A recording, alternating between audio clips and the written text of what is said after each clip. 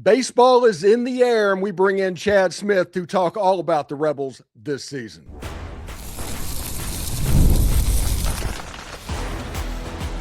You are Locked On Ole Miss, your daily podcast on the Ole Miss Rebels. Part of the Locked On Podcast Network, your team every day. Welcome to the Locked On Ole Miss podcast, the most watched Ole Miss podcast out there. I'm your host, Stephen Willis, a 10-year veteran member of the national media with Yahoo Sports and a former Ole Miss staff member. We're part of the Locked On Podcast Network. Now it's the #1 sports podcast network in America. That is all because of fans like you taking in content like this, and we will always be appreciative of that. On today's show, we're going to break down this weekend's baseball series between the Ole Miss Rebels and the Nevada Wolfpack. We'll talk about what to expect from the baseball team this year, the things you need to know with Chad Smith of Swayze Crazies, LLC, talking all about that.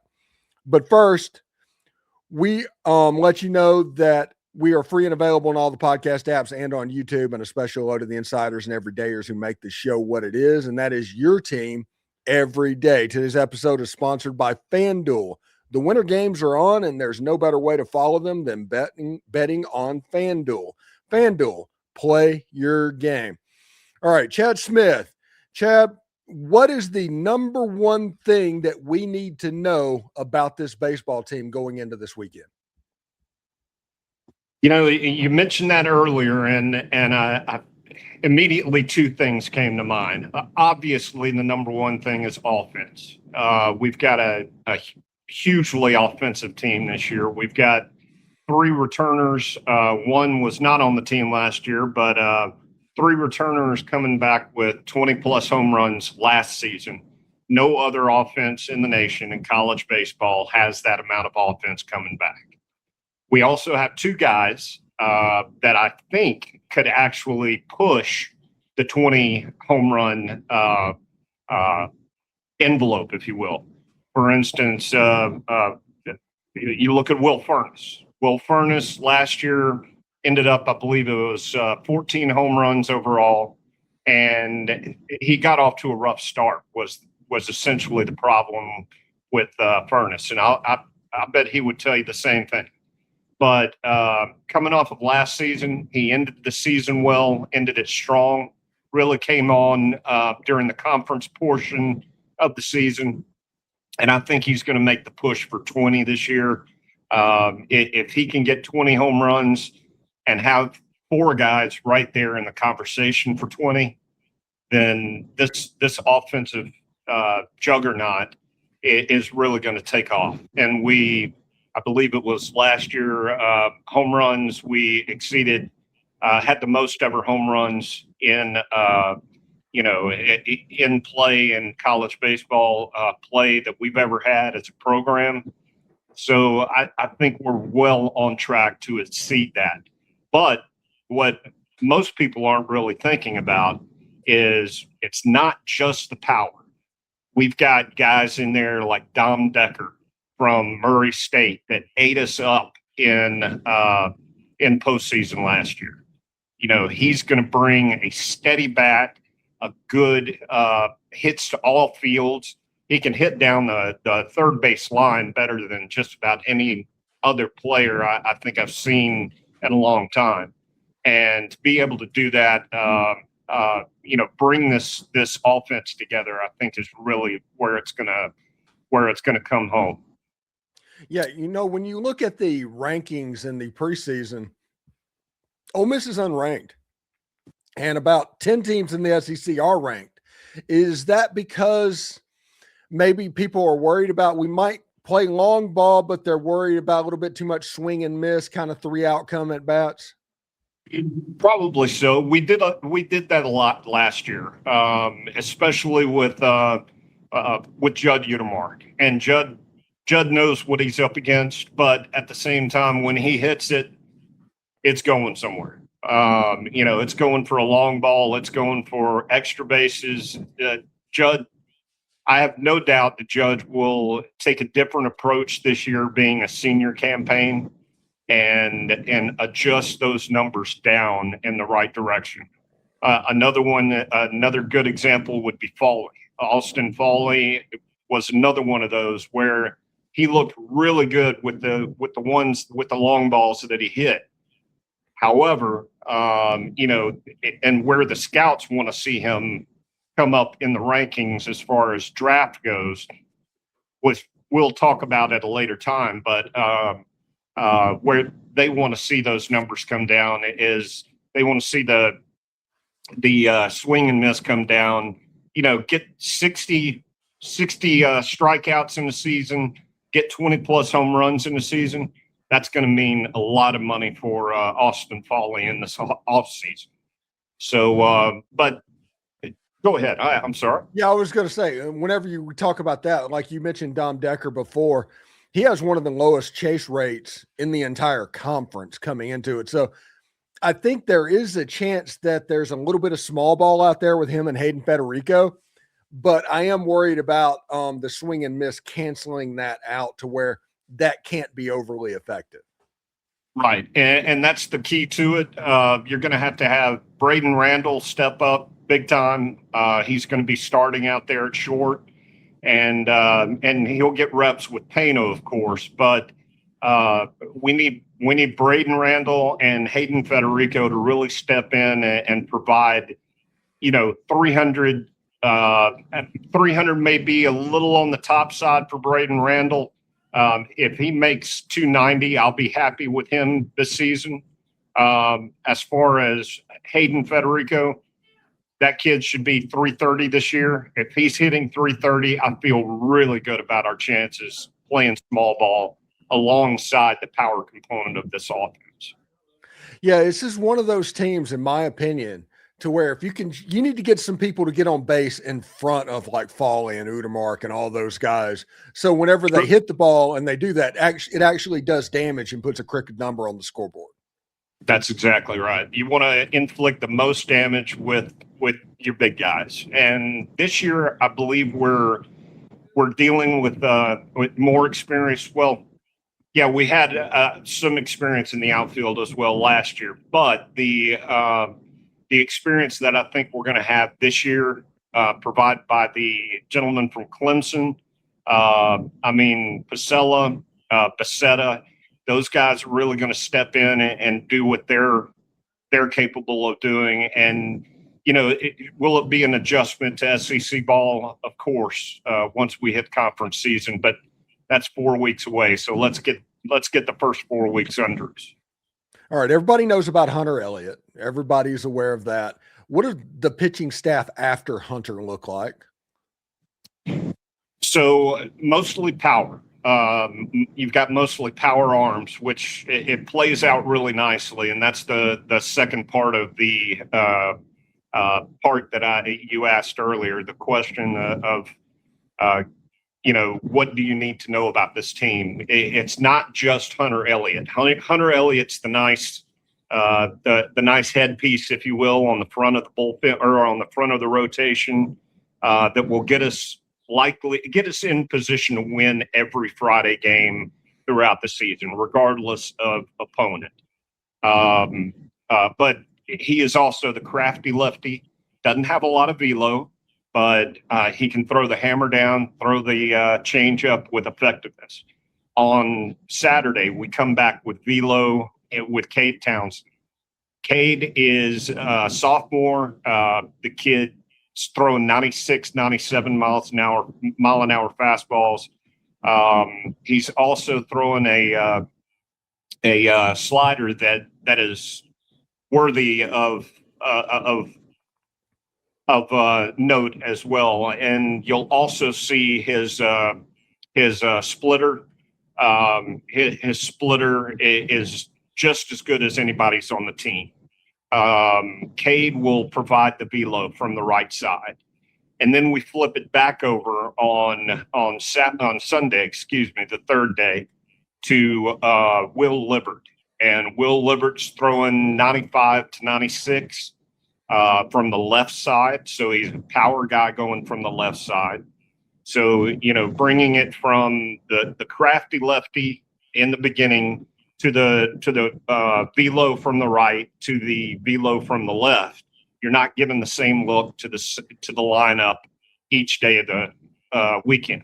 And that's going to go a long way, especially once we get into conference play.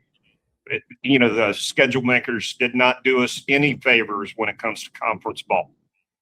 No, not even a little bit. When we come back, we are going to turn our attention to the bullpen and the Nevada Wolfpack. This is the Locked On Ole Miss podcast, so stick around for that. Hiring isn't about finding somebody willing to take the job. It's about finding the right person with the right background that you can actually count on to help your business move forward. If you want candidates who match what you're looking for, Indeed Sponsored Jobs is the move. Because instead of hoping the right person stumbles across your post, Indeed helps you match with quality candidates by boosting your job listing to the people who fit your specific criteria like skills, certifications, and location. That's what I like about Indeed. You can go get specific and target exactly what you need. It saves time because you're spending way less energy sorting through mismatches. And with sponsored jobs, your jobs get seen by candidates who are actually a fit for what you want. And here's the stat that says it all. In the minute that I've been talking to you, companies like yours have made 27 hires on Indeed, according to Indeed data worldwide. So if you're hiring, spend less time searching and more time interviewing candidates who check all of your boxes with Indeed Sponsored Jobs. Listeners of the show will get $75 sponsored job credit to help get your job the premium status it deserves at Indeed.com/podcast. That's Indeed.com/podcast. Terms and conditions apply. Hiring, do it the right way with Indeed. And the winter games are officially here. And if you're anything like us, you're locking down the events you want to see and that you only get to see on the biggest stage every 4 years. That's why following the winter games on FanDuel just makes sense. From medal counts to individual events to finding your angle on the sports you care about most, FanDuel gives you more ways to stay connected to the action. The drama of curling matches that start slow and somehow get really intense really quickly. Speed skating races deciding by inches, hockey games that feel different from the opening face-off. Even niche events become must-watch when you're fully locked in to the competition. FanDuel keeps the entire Olympic experience engaging from start to finish. The Winter Games are on, and there's no better way to follow them than with FanDuel. FanDuel, play your game.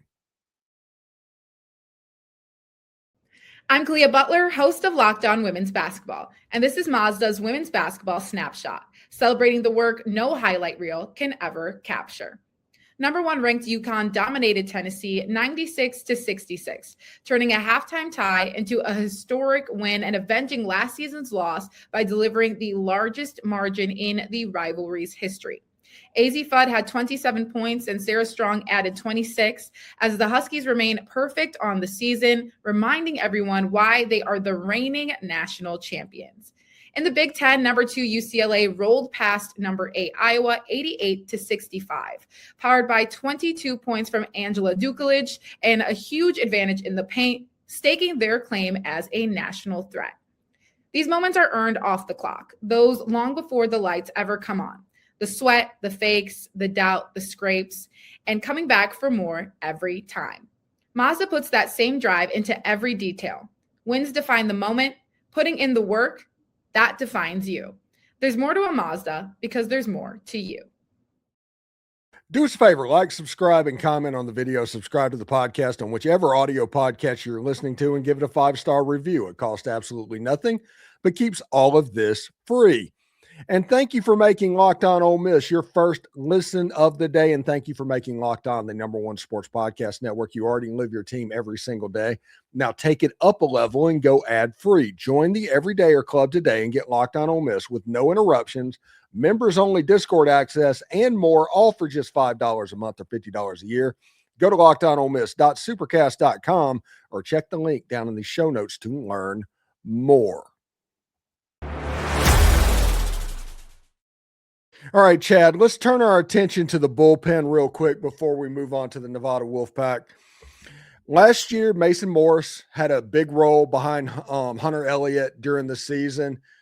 The there's just questions in the bullpen. Can you let me know what we can expect to see this week?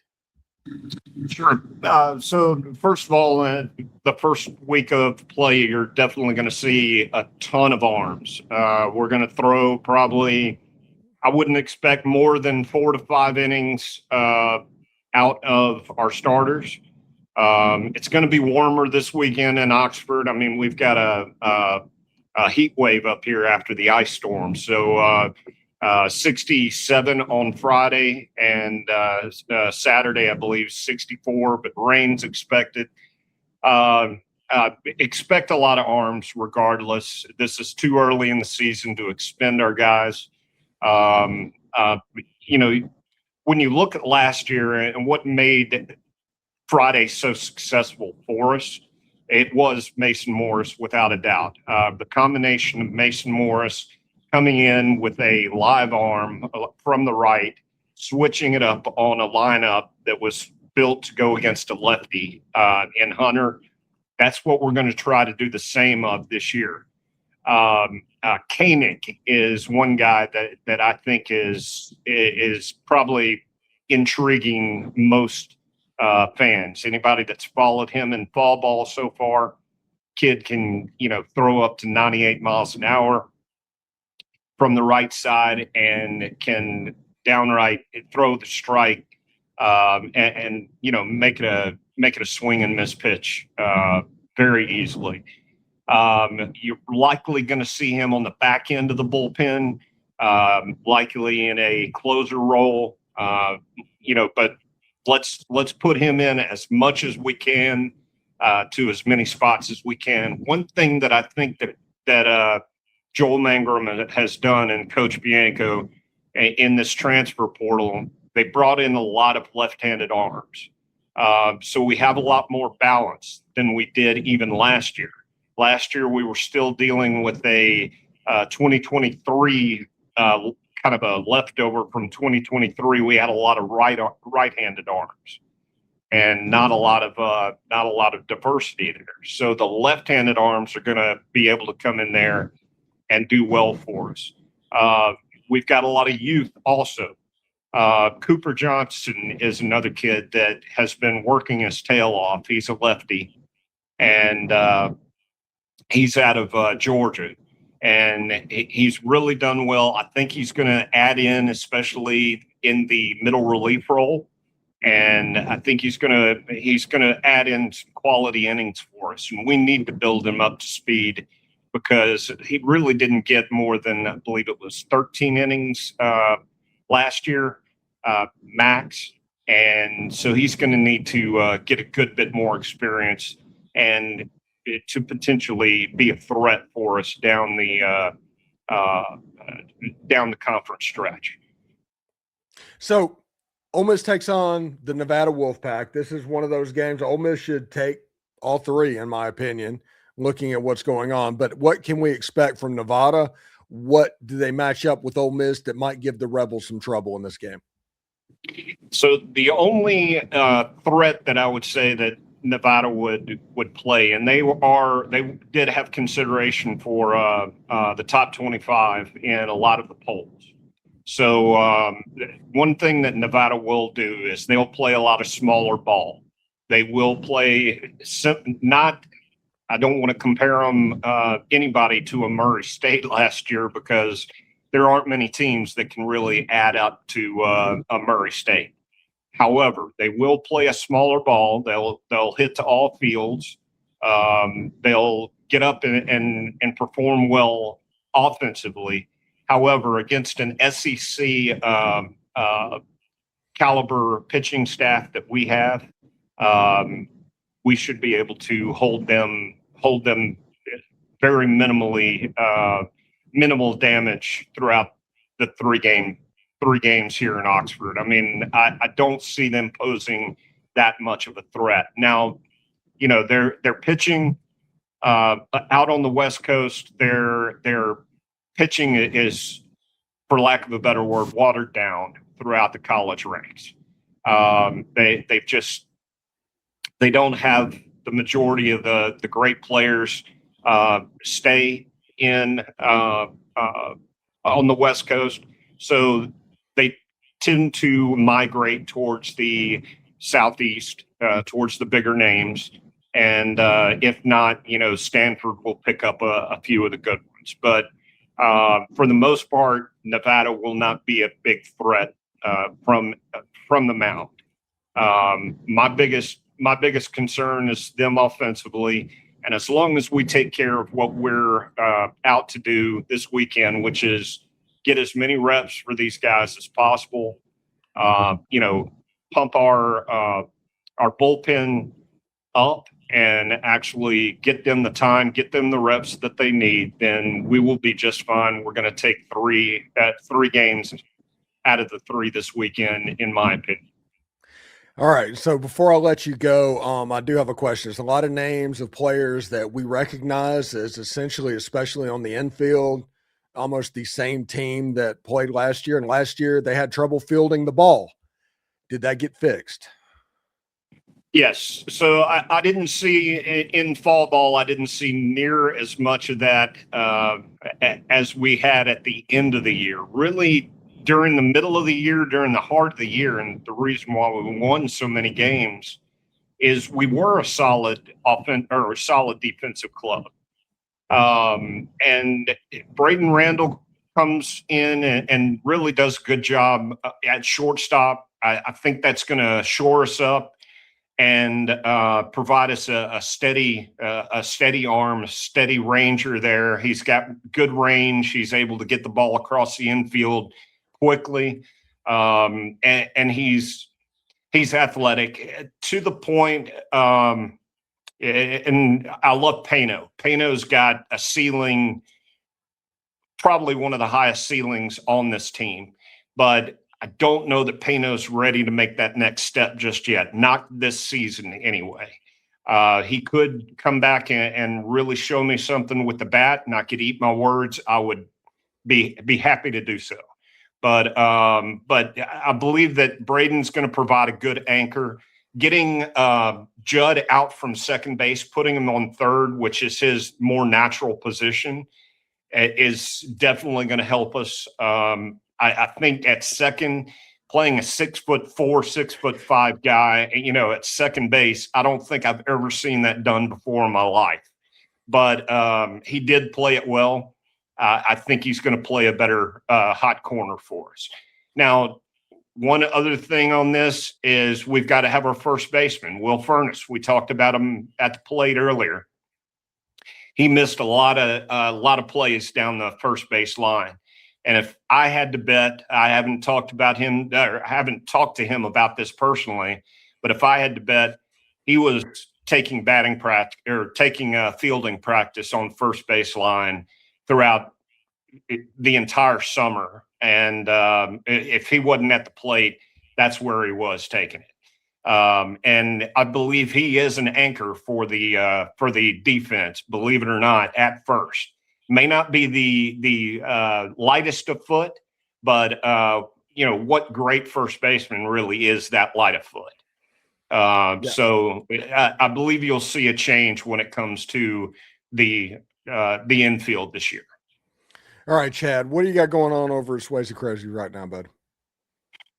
We are just getting everything ramped up. We're going to have our scouting reports that we have on the teams. We're going to do Nevada coming up. We'll have it published on Thursday night and released on Friday morning. If you don't know anything about Swayze Crazies and want to come read the scouting reports, check us out on X, Swayze Crazies at Ole Miss, or Swayze Crazies at Ole Miss on our Facebook account as well. And we're really just working to get this season under our belt. I'm excited for it. I really am. And I believe we'll get into this later, but I believe this difficult conference season that we've got ahead of us provides us a huge opportunity. 16 wins on the season, and we're looking at hosting another regional. All right, Chad. Thank you so much for stopping by, and we'll talk to you next week, buddy. Talk to you then. Thank you. All right. Thanks again for tuning into the Locked On Ole Miss podcast. We are the top most watched podcast in the Ole Miss sphere. We're going to continue to talk about this baseball team all year. We're going to be doing reaction shows as much as we can after games this year. We're on all the social channels, so check that out as well. If you never miss an episode, the Everydayer Club is built for you. Get Locked On Ole Miss ad-free, plus members-only Discord access and more. Head to lockedonolemmiss.supercast.com. For those of you on video, we'll send you on over to the first ever 24/7 national Locked On Podcast Network YouTube channel. On audio, make sure your second listen is Locked On College Football or Locked On SEC. Hotty toddy, everybody, and we will see you later.